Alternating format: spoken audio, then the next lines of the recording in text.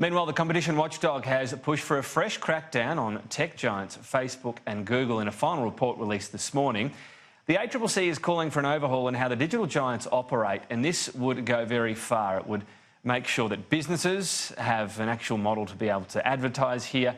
Also, make sure the privacy of millions of Australians is being respected and that media companies are not being hurt by the online revenue in most cases going to Facebook and Google.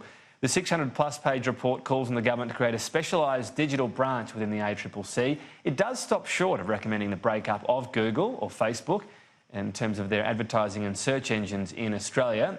We will have the final response from the Morrison government before the end of the year, but here was the Treasurer announcing this report. The world has never before seen so much commercially sensitive and personal data collected and aggregated in just two companies. They need to be held to account and their activities need to be more transparent.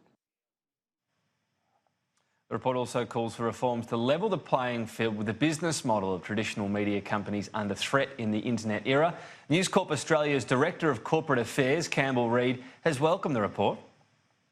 Even though platforms like Google and Facebook disseminate news, they don't create any news. They don't employ any reporters to cover local rounds and local councils. Unless businesses like ours can afford to pay the wages of journalists to hold those in power to account and report on the ground, that goes away and is not replaced by Google or Facebook unless we can secure the kind of better relationships and commercial viability that the ACCC report identifies.